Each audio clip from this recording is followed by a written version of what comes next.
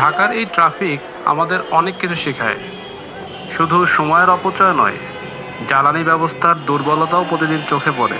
প্রশ্ন হচ্ছে, আমাদের গাড়ির জ্বালানি কি এখনো ঠিক পথে আছে?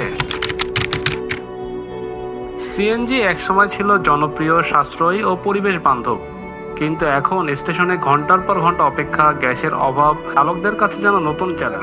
আমাদের কিছু করার নেই, আমরা ঘন্টার পর ঘন্টা বসে রয়েছি। এর আগে যখন গ্যাস থাকতো না তখন পেপারে আসলে এটাই আসলে সরকার একটা স্টেটমেন্ট দিত 15 দিন 20 দিন বা এই সমস্যার জন্য। এখন তো এই যে মনে করেন 2 ঘন্টা বসে থাকি বা এই যে গ্যাসের সিরিয়াল গাড়ি নড়ে না। সকালে আইসি 3টা পাম্প ঘুরে গাড়িতে মাল 470 টাকার গাড়ি ঢুকছে। চলুন কথা বলে আসি রাজধানীর 100 ফিটে অবস্থিত অ্যাক্টিভ এলপিজি কনভার্সনের ওনার মোহাম্মদ ফয়সাল সাহেবের সাথে। সিএনজিটা কিন্তু এটা কম্প্রেসড ন্যাচারাল গ্যাস। যেহেতু এটা কম্প্রেসড, এটা কিন্তু আপনার ইঞ্জিনকে রাখে শুকনা।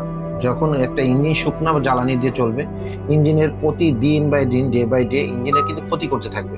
দেখবেন জাপানে একটা ইঞ্জিন তৈরি করে তার লাইফ টাইম দিয়ে দেয় 20 বছর। নর্মাল যদি হিসাব হয় তাও 20 বছর একটা ইঞ্জিন চলার সক্ষমতা রাখে। কিন্তু আমাদের দেশে কিন্তু একটা ইঞ্জিন যদি আপনি ব্যবহার করেন, সর্বোচ্চ সিএনজি ব্যবহার করলে 3 বছর, 4 বছর, 5 বছর এর মধ্যে আপনার ইঞ্জিন চেঞ্জ করা লাগতেছে অথবা ওভারহোলিং করা লাগতেছে।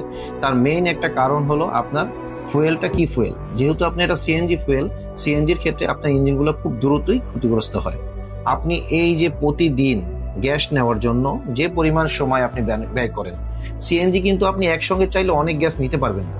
সিএনজিটা ঢুকে ট্যাঙ্কির কিউবিক লিটার হিসাব করে, মানে যদি আপনার ট্যাঙ্কিটা হয় 60 লিটারের, সর্বোচ্চ প্রেসার থাকলে সেই ট্যাঙ্কির ভিতরে গ্যাস ঢুকবে 15 লিটার সর্বোচ্চ সিএনজি প্রেসার থাকলে। এখন সাধারণত আমাদের পাম্পগুলোতে সর্বোচ্চ প্রেসার কখনোই থাকে না, খুব কম সময় হয়তো বা থাকতেও পারে। বেশিরভাগ সময় পাম্পের মধ্যে সর্বোচ্চ প্রেসারটা না থাকে। দেখা যায় 6 লিটার, 7 লিটার, 10 লিটার এরকম ভাবে গ্যাস আপনার রিফিল করতেছেন। এখন একটা ছোট প্রাইভেট কার বা সেডান কার যে 10 লিটার গ্যাস নিলে কত কিলো রান করতে পারবে এই ঢাকার এই জামের মধ্যে? সর্বোচ্চ গেলে কত, যদি আমি 6 কিলো করে ধরি তাহলে 6-10 কে 60 কিলো, 5 কিলো করে ধরি 5-10 কে 50 কিলো, 7 কিলো করে ধরলে 7-10 কে 70 কিলো।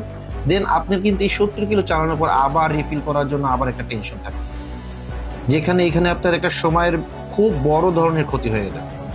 আর এখানে আপনি যদি এলপিজি করেন, আপনার ট্যাঙ্কি যদি হয় 60 লিটার, অলমোস্ট গ্যাস ঢুকবে 50 লিটার। আপনি চিন্তা করেন কোথায় 10 লিটার আর কোথায় 50 লিটার, মানে আপনি একবারই ঢুকাচ্ছেন 5 দিনের পরিমাণের গ্যাস।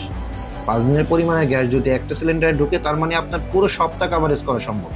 অনেকে যারা মানে চাকরিজীবী যারা আছেন, যাদের হলিডে থাকে, শুক্রবার মানে ছুটির দিন থাকে, আপনি চাইলে কিন্তু সপ্তাহে 5 দিন ব্যবহার করার পরে কিন্তু শুক্রবার দিন চাইলে আপনি গ্যাস নিতে পারছেন।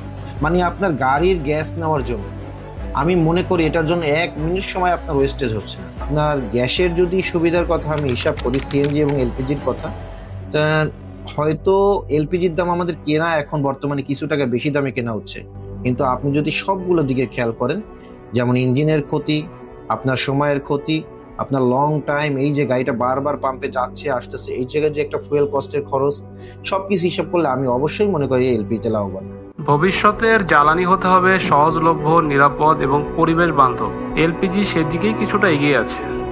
সিএনজি না এলপিজি, আপনার জন্য কোনটা সঠিক? জানুন, ভাবুন, তারপর সিদ্ধান্ত নিন।